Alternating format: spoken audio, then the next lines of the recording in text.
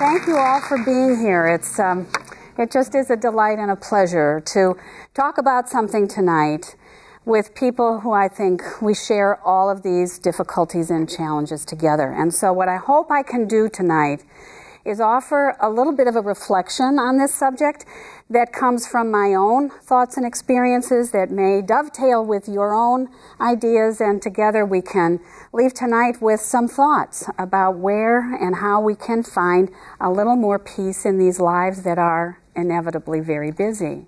So the title is, of course, Healing the Anxious Heart. Now, having thought about it since I chose this title, I have talked to lots and lots of people.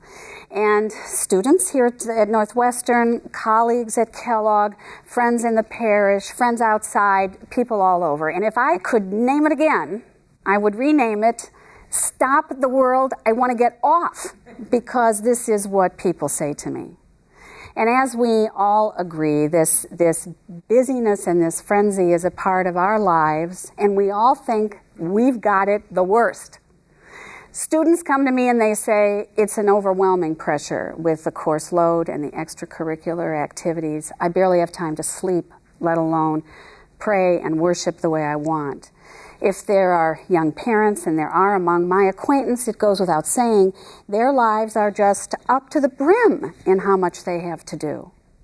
People who are mid-late career like I am, they're often sandwiched between two generations, parents and family they're caring for, children they're watching over, and a career they're still trying to build toward its ultimate conclusion. And I think if anybody's like me, you think if I could just get through this next assignment, I can get through the next week, I can get through the next year, I can make it till retirement, then it will all smooth out and things will be fine. But it won't. It won't. My best girlfriend is now 70 years old, and she's been retired for 5 years. And when I call Sharon on the phone, she says to me, Lisa, I don't know how I had time to work. I am so busy. It's even funny. I have a very dear friend in Boston. Father Henry is now 95. He's in a nursing home. He's confined to a wheelchair. And he's so busy. When I ask Father Henry, how are you? He says, I am just so busy. As soon as I get back from breakfast, I want to come in my room for some quiet prayer, and someone bursts into my room, shouts out, time for yoga, and they wheel me out. So poor Father Henry, I think it's never going to end. So we have to find some other way through this. And I think we do need to find some other way through this, and you would all agree, or you wouldn't be here tonight. There is a sense that God is sometimes slipping through the cracks. My friends who are students at Kellogg sometimes say that the pressure of working on that MBA has them all saying to themselves, please God, can you sit in this corner over here and wait for me 2 years till I'm done? I promise I'll come back. I promise I'll come back. And they know they don't want it to be that way, but that is often the way it is. So in honor of them, in honor of us, and of all of us, I want to just tell you what I've been thinking about this subject in the hopes that it will help you. So Father Henry knows that busyness is taking him away from his prayer life.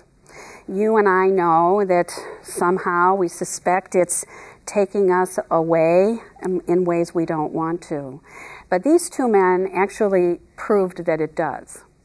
So on the screen here, you'll see Daniel Batson and John Darley. These are two professors at Princeton University in the Department of Social Psychology. They're both quite famous men now because their stream of research that they've developed over many years is focused on how and when do people make moral decisions or fail to do so.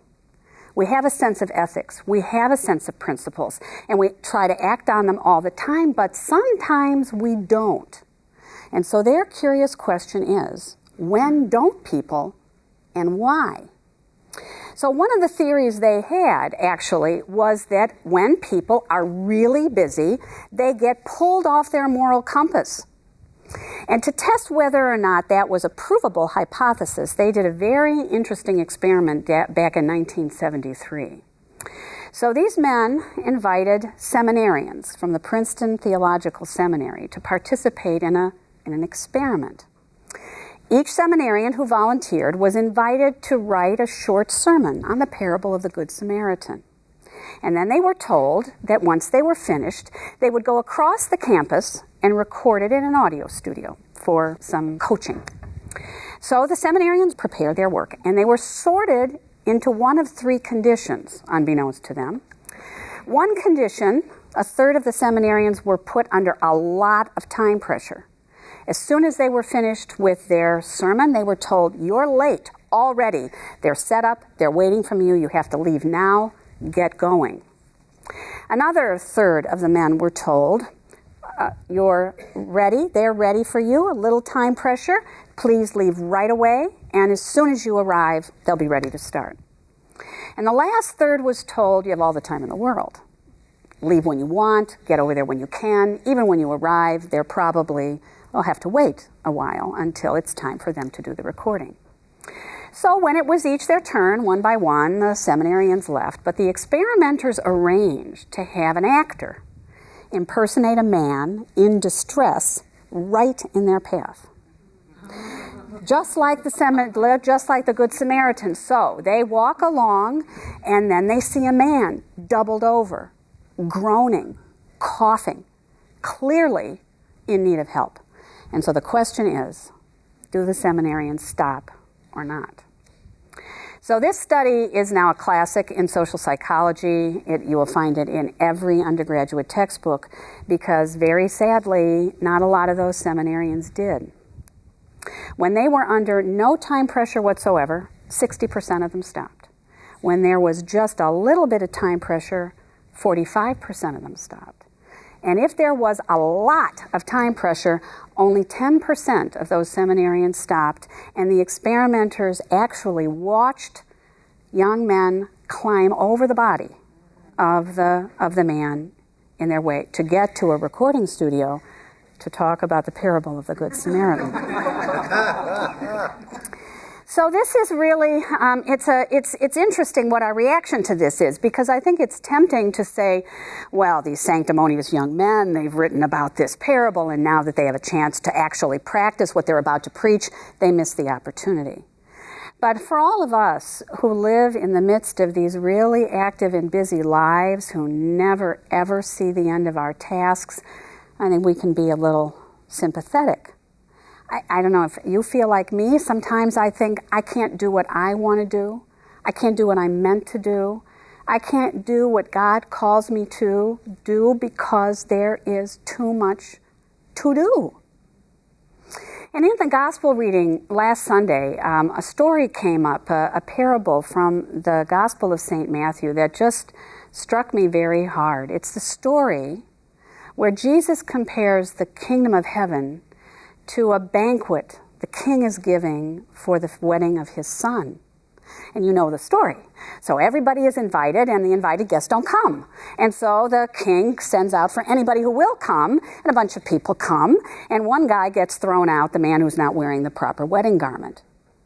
So most of the time when this gospel is preached on, people focus on that odd event of the man who comes to the feast and then is asked to leave. But when I was thinking about that and reading over that story, it was really interesting to me.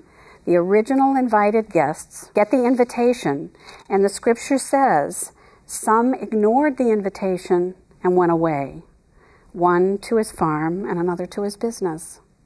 And so 2,000 years ago, I guess they were just as busy as we are. And so it makes me wonder, am I walking away from the invitation of the king to the wedding banquet of his son every single day of my life? If I believe the kingdom of heaven is now and the hand is out, come to the table, am I walking right by in all of the little ways that I am invited to live out my faith in life? And probably I am. And I don't know about you, it scares me to death. I don't want that to be my life. So when I think about this, when business school professors preach about that Good Samaritan story and that experiment Darley and Batson did, they use it to illustrate a concept they call cognitive overload. So cognitive overload is very obvious jargon that just means you have too much on your mind. Focus where you want to focus. So cognitive overload, business school professors teach us, it will knock you off your priorities, it will distort your focus, and we use it to explain all kinds of failures in principled leadership everywhere. So what is the solution? Well, the solution we say is easy, and you probably heard it preached from 100 pulpits. Say no, slow down, get it off your plate, and make room for prayer. Make room for worship. Make room for service. If you just do less, then the peace of God will settle on you like the dewfall. Except I'm not really sure about that. And the reason I'm not sure about that is going back to that experiment on the parable of the Good Samaritan, and you remember those men who were under no time pressure at all? 60% of them stopped. So I want to know, what about that 40%? Because if the theory is right, and if we just clear the decks, then 40% is a big number. At least I think it's a huge number of people who had all the time in the world and still didn't do what they were about to preach. So it makes me wonder if really the problem isn't busyness, but it's something else entirely. So I decided to test this hypothesis in my own life. There is a time in my life where I am granted a space with absolutely nothing to do. Because like Father Henry, 95 in the nursing home, I practice yoga. And at the end of every yoga practice, if there's any yoga practitioners in here, we are all given time to assume this pose, Shavasana, corpse pose. We lie in repose, letting all of the work we've done in the class be absorbed into our bodies as we do nothing but stay alert and breathe. The air comes in your nostrils, it goes out, in and out. Quiet, peace, settling over your heart. Which for me works for about exactly 4 breaths. And then what I start doing is planning my grocery list, and I start worrying about what I'm going to wear to work tomorrow, and I'm thinking through some conversation I had with somebody that made me mad yesterday, and I'm thinking about the traffic on the way home. And so I am not doing, except I am doing still in my mind. I'm physically not active, but in my mind I am active. And the active mind that is doing nothing physical, I would call this anxiety. The yogis call this tendency monkey mind, which is a nice way to talk about it, actually. It's a very evocative image because as your mind just starts going, it is like a monkey swinging through the trees of everything that you have done, everything you're about to do, everything you're in the middle of doing. You just can't stop thinking. So what happens to us all is our life becomes one treadmill of senseless activity. The little cartoon on the screen I like a lot. It's a man and his dog walking into the landscape, and of course, one of them is mindful, focused on the landscape. The other one is mindful, focused of all of that anxiety. And so to me, even though we all complain we're busy and everybody comes to me and says, what advice can you give me about managing my calendar better? The truth of the matter is the taproot of it all is, I think, anxiety. And so as Father Kevin said in his introduction, that story about Mary and Martha is a story about all of us. Martha, Martha, you are anxious and worried about many things. There is need for only one thing. Mary has chosen the better part, and it will not be taken from her. So when at first, when I think about this gospel, I think, well, it's a criticism of hospitality, it's a criticism of activity, it's an idea that what we should all just do is sit and do nothing. And of course, I know that that's not true.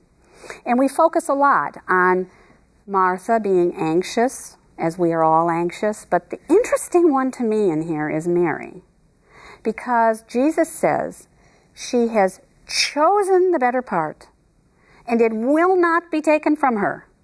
So that must mean if I choose the better part, it will not be taken from me either. And by contrast, maybe Martha has chosen to, in that way that we all fail to make a deliberate choice, and so we have chosen non-choice. But the Mary choice is a very, very hard choice. I think as I contemplate this, choosing to focus on peace in the midst of my daily life and busy world is another way that Jesus is asking me to transcend my human nature in order to participate more fully than in his. So to live in the world and not be of the world. Put on the mind of Christ. This is what we're asked all the time to do, and this is one difficult thing for one little human being to accomplish, and accomplish consistently. So because I like metaphors, I was thinking about a metaphor that might work as this, and the one I came up with is kind of odd. I think that Jesus is asking us to do with our human nature what circus trainers ask dogs to do in the circus. Get up on their hind legs and walk.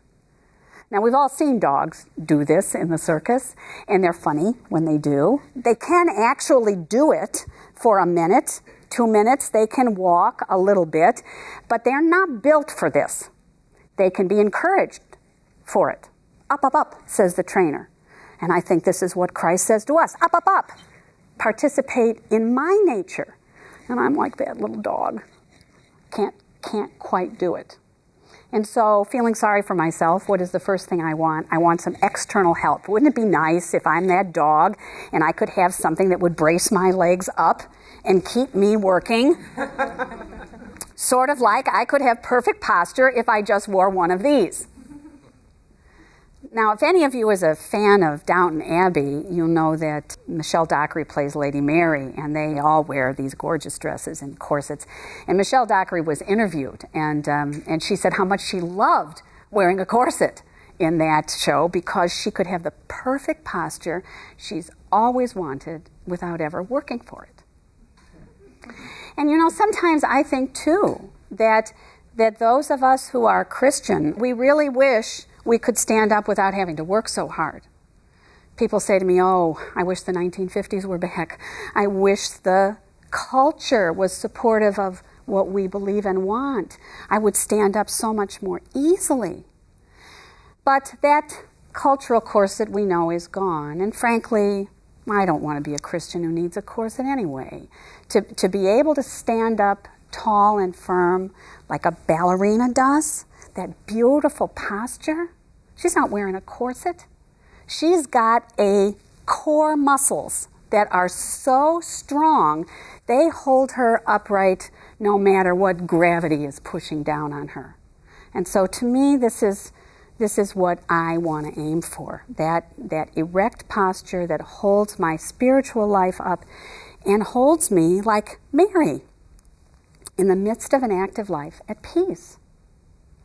Now, we know Mary did it, but I draw a lot of encouragement from another story in the Gospel where somebody is actually able to do this. And this also comes from the Gospel of St. Matthew. You know the story of Peter walking on the water. So this is a man who literally did something no human being can do. Christ is in the hills praying. The apostles are in the boat on the sea. In the middle of the night, he comes walking on the water to them, and they're afraid. They say, it's a ghost, it's a ghost. He says, no, be not afraid. It is I. Be not afraid. Always that encouragement. I love that phrase. It appears 350 times in the Bible. The single most common phrase there is, fear not, be not afraid, up, up, up. You can do this. And so Peter says, okay, and he gets out of the boat and he walks. Until, of course, the wind kicks up and he gets scared and the winds go and he sinks. Lord, save me. And Jesus says to him, oh, ye of little faith, why did you doubt? You can do this. And so if he says we can do this, then we can do this. I absolutely believe we can do this. So the question is, how am I going to do this? So I've actually had some good advice from this good man, Pope Francis. So Pope Francis lives in the guest house in Rome, and the guest house in Rome is actually called St. Martha's house, which I like a lot. That's a nice irony. And he gives a homily there at Mass every day that he's in to celebrate. And I read one that he wrote a couple of months ago. He says, "Remain in the Lord. The Christian is a man or woman who knows how to keep watch over his heart. And many times our heart, with so many things that come and go, it seems like a local market. Everything you can find there. This is why vigilance is necessary." And so I think in those few words where he tells Martha, you've become anxious and worried, he's saying, Martha, you've let your heart be a marketplace, and you are exerting no vigilance, no discernment. And so you gotta be better at this. A servant is a vigilant one. And so Mary chose very differently, as the Pope says. And he says that in order to focus ourselves, we need to test things. This is from the Lord, and this is not, in order to remain in the Lord. Do I test what I think, what I want, what I desire, or do I accept it all without discernment? So many times, our heart is like a road. Everything passes there. So put it to the test. Put it to the test. Do I always choose the things that come from God? Do I even know which things come from God? Do I know the true criterion by which to discern my thoughts and my desires? And so I take from what the Pope is saying that our job is discernment and the exercise of that, so that sometime, eventually, we can be like Mary. I'm sure that sometime that night she got up and did some work. But she did it with a heart centered on God, full of peace. And so as she went through her daily life, she walked on water. So how do we get this discernment? And so I've thought about this. How am I going to get this discernment, since I have a heart that's a marketplace and a traffic jam road? What am I going to do? Put this to the test, put this to the test. So I've got to learn to grow this erect, strong core to hold me up. So I say to myself, where is my anxiety most intense? And immediately, of course, it's at work. All kinds of things are driving me crazy at work. But I realized that being such a rank beginner at the process of discernment, I couldn't start trying to remove anxiety there. There's just too much that's not in my control. And I'm connected in such a web of responsibility to other people that I just don't have that much degree of freedom. So what I decided to do, as I became a little more practiced at this, was to make my discernment about anxiety focus on my leisure life. Am I actually making the default choice to be anxious in my leisure? Because if I am, then that's a pretty silly thing to be doing. And in my leisure, I have total control over what I do. I'm the one who's choosing, so I'm going to practice there.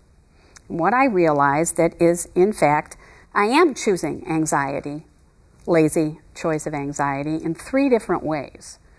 There may be other ways, but I hope these ways are a little stimulating for you too. They certainly were revealing to me.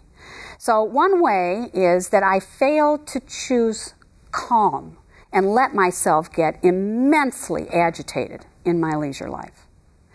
Another thing I do is I fail to choose substance and end up with very empty relationships in my leisure life. And then the last one, I don't have good words for it. I'm saying that I am not choosing elevation, but instead am choosing degradation. And I mean that I'm not choosing what lifts up my heart. I am, by default, letting it be pulled down by the choices I make in my leisure. So these are like exercises, and I am committed to trying to exercise. So the first exercise is a really easy one. This is a plain old sit-up. Anybody can do this. Just lie down on the ground, bend your knees, pull your trunk up, and that's it. So choosing calm over agitation, I think, is the easiest thing anybody can do, and it was for me.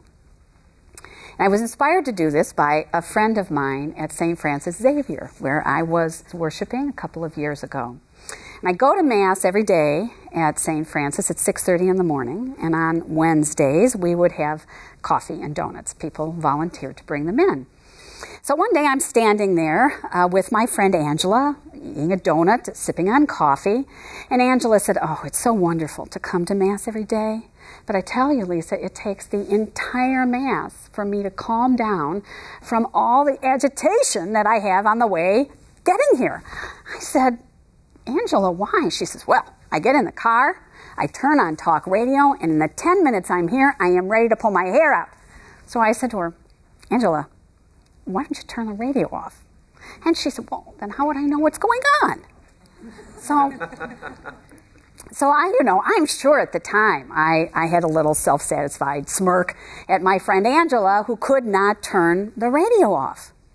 But then I thought to myself, am I doing this too somewhere else in my leisure life? And you bet I am. So in those days, a while back, I was kind of a politics junkie, and I use that word kind of deliberately. And it was the first thing I did in the morning was look at the newspaper, look at the news, see what was going on in Washington. And of course, it made me mad right away.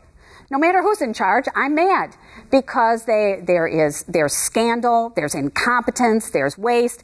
By the time I am ready to have breakfast in the morning, I am already apoplectic. And then the really bad thing is because I've let myself get so agitated like this, it bleeds everywhere in my life. So because it's what I know about, it's what I talk about. And when Alan and I go off on a nice walk in the afternoon, what am I going on and on about? A bunch of people in Washington, D.C., who will never know me, whom I don't know either, and I can't control or influence at all. And so I've created this agitation. Like Peter on the water, instead of the wind blowing, I blew the wind up myself, and now I'm sinking. So I thought, all right, one Lent, I decided as a Lenten practice, I'm stopping. For 40 days, I'm turning it off. And I did for 40 days, and I haven't gone back. I asked myself, could I be a responsible voter and a good citizen and not know everything going on every single minute of every single day in Washington, D.C.? Every bubbling scandal, every rumor, every instance of incompetence, could I still be a good voter? Well, yeah, I can. And so I let it go. And a peacefulness has come into my heart because I can use that time for something else. A quiet conversation, time for prayer reflection, a chance to read some scripture in the morning, whatever it is, anything. It's active, it's busy, but it's operating out of peace. So I was able to scrub that out of my life. And now I've had to recently scrub another one out of my life. I think it's kind of an amusing one. I fly a lot for my work, and I'm a very nervous flyer. So the only thing that gives me any comfort and reassurance is to watch the Weather Channel 6 hours a day to make sure that I know where every thunderstorm is, in the hope that my pilot will avoid them all and I won't have any bumps. Okay. So I like the Weather Channel. It's on the internet bookmark. It's on my phone on an app. But you know what they have done lately? Have you noticed this too? Not only have they started naming every hurricane, but they've started naming every heat wave, every thunderstorm, every rainstorm, and pretty soon, we're going to have raindrop Hercules causing havoc in our lives. It agitates me. And so I thought, okay, I need to know what's going on. I can't do it this way because it's making me crazy. And so I get rid of the Weather Channel. I have a little Yahoo app on the phone, and I'm done with it. A calmness back in my life. I have to keep scrubbing it out. You can't do these exercises once, or at least I can't do these exercises once and make any real progress. So I wonder, in your lives, is there agitation like this? And if there is, could you do something different to give yourself the gift of calm and the gift of peace that lets you stand a little bit more upright the way we're all intended to be? So that's one, and that's the easy one. The second one is a harder exercise, and so this is a Pilates boat pose. This one takes a lot more core strength to do, and to do it well. And I use it as my exercise and symbol of choosing emptiness over substance in my leisure life. And I was inspired to think along these lines by this lovely lady you see coming up on the screen. Her name is Helen Alt, and she's my husband Alan's grandmother on his mother's side. So Grandma has passed away now, but she was a wonderful lady and a model of Christian discipline, which I never appreciated until years after she died. Back in 1994, you might remember, there was a huge media event going on in this country, and it was the O.J. Simpson trial. The trial of the century, it was called. It began in November of 94, and it went on for almost a year. It was on TV. People watched it every day. I watched it on TV all the time, and it was what everybody talked about at work. And then in October of 1995, the jury was released to deliberate. 4 hours later, they came back. Now, in that time, when they were about to come back, very interesting things happened here in the U.S. Telephone call volume dropped by 58% while people waited for that verdict. Trading on the New York Stock Exchange dropped by 41%. Water usage declined all over the country. People didn't even want to go to the bathroom. And Domino's Pizza, the biggest pizza company in America, had absolutely no orders anywhere in the United States in the minutes before that jury came back. And then when they did, well, you know what they decided: not guilty. So that Thanksgiving, just a few weeks later, Alan and I and all of the extended family traveled to Western Maryland, where Grandma lived, to have a Thanksgiving dinner. And everybody is sitting around the table, and the conversation is the O.J. trial. Was it fair? Wasn't it fair? Was he guilty? Wasn't he guilty? And Grandma's sitting next to me. She nudges me with her arm and she says, "Who's O.J.?" You know, and I think I must just have looked at her like she was a crazy woman. How could she not know who the single most important cultural icon of the day was? Now, this is not a lady who was some country bumpkin shut in rural Maryland. This is a woman who had a work schedule that would put Martha to shame. She had a TV, she had a newspaper. But what she had was a core strength and a discipline that I did not have. She followed the proverb, "The righteous choose their friends carefully." Grandma didn't know O.J. Nothing about him was relevant in her life, and O.J. never knew her. And so for her to spend any time thinking about this man was just a total waste of time, especially given what she could be doing, spending her life with real people, real family, real friends, real parishioners at her church, people who would know her name, people who would talk to her, people who would love her back, people she knew. But I just thought Grandma was crazy at the time. And then 14 years later, my very first hospice patient died. So in 2009, I started volunteering in hospice as a patient care person. So I sit with people and talk with them, socialize with them, keep them company. And so I was assigned a man I'd never met before, and I went to visit him every week for the 6 months, and then he finally died. So this man, who had never been known to me before, in that period of time, 20 hours I spent with him, that's it, became a beloved friend. He looked forward to seeing me every week. I looked forward to seeing him. I heard all about his life, which was a remarkable life, and he wanted to know about me. We had a bond together, a friendship together, and of course, when he died, my heart just broke. I still miss him. He left me very sad with a big hole in my heart. And I remember feeling that terrible, terrible sadness on the day that he died on June the 23rd, 2009, and still feeling it 2 days later when somebody else died. The king of pop died, and he happened to die the same day as Farrah Fawcett Majors from Charlie's Angels and Ed McMahon from The Tonight Show. It was this trifecta of death. If you remember the TV coverage, people were just distraught over his death. Candles, vigils, sobbing at the death of this person who did not know them and that they would never know, who could not ever call them by name. And I think about this. Can you imagine feeling that way about someone and it's a phantom relationship? And so when Michael Jackson died, just in the confluence of my dear hospice patient dying, it was when I understood what Grandma said to me. Who is OJ? So now I thought, okay, fine.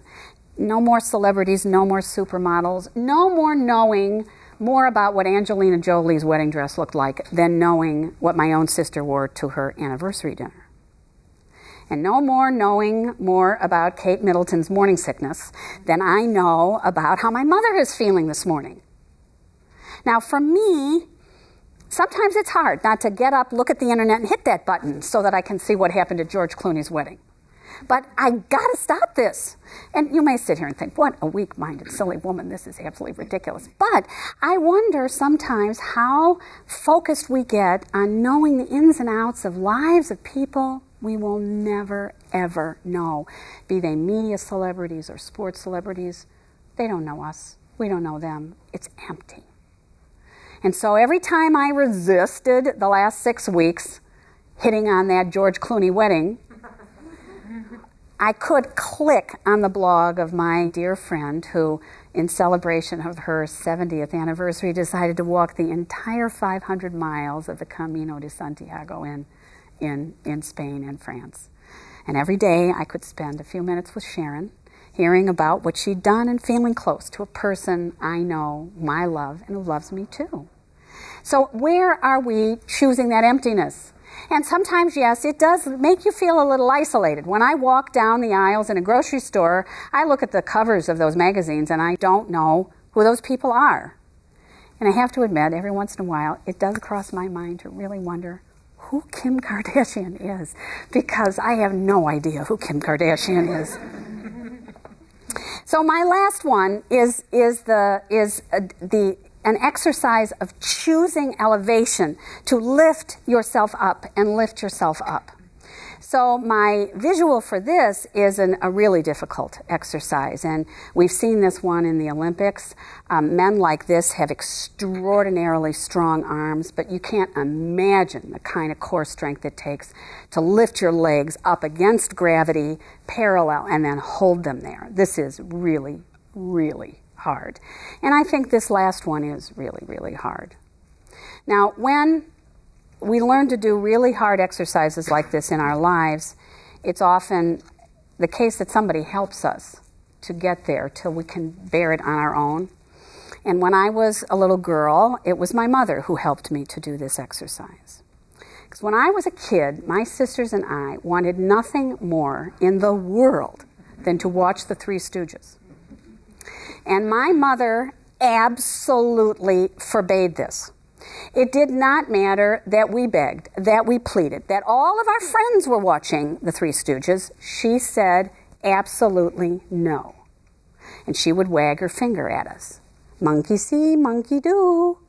And of course, she was probably right. She had 3 young, weak-minded little girls on her hands, and if we watched that stuff, then we would probably start twisting each other's noses and turning each other's ears and making a mess in our lives. She absolutely forbade it. Now, at my time in life, I could probably watch the Three Stooges and not go around boxing people's ears. But at that time, I couldn't, and so my mom kept me out of it. That monkey see, monkey do is one of those things that doesn't apply to just children. So my first job when I got out of graduate school was working at an advertising agency in downtown Chicago. And I'm kind of glad you didn't know me then, because you would not have encountered this lovely, charming, gently spoken woman Because if it was possible to fit 5 swear words into one sentence, I could do it. And I could even put them in the middle of words after every syllable if I wanted to do it. Now, I wasn't raised in a house like that. But that's what everybody in the agency did. And it was one stream of it after another. It's what they did, it's what I did. And why? Because I wasn't discerning. I wanted to be more mature. I wanted to fit in with the crowd. I wanted to do what they wanted to do, so I talked like they talked. You start to do it there, you start to do it everywhere. You start to do it at home. You start to do it with strangers. And if you really are not careful, you start to do it with your mother, and the look on her face is really a shocked one. Benjamin Franklin put that monkey see, monkey do a different way. He said, if you lie down with dogs, you get up with fleas. And I think I had a really bad case of fleas. Thank goodness I don't anymore. And it's made my life a lot calmer. In the Bible, there is so much that asks us to stay away from what pulls us down, no matter what is going on around us. The very first psalm in the book of Psalms, and the very first verse of that psalm I always love, it says, "Happy indeed is the man who follows not the counsel of the wicked, nor lingers in the way of sinners, nor sits in the company of scorners, but whose delight is the law of the Lord, and who ponders his law day and night.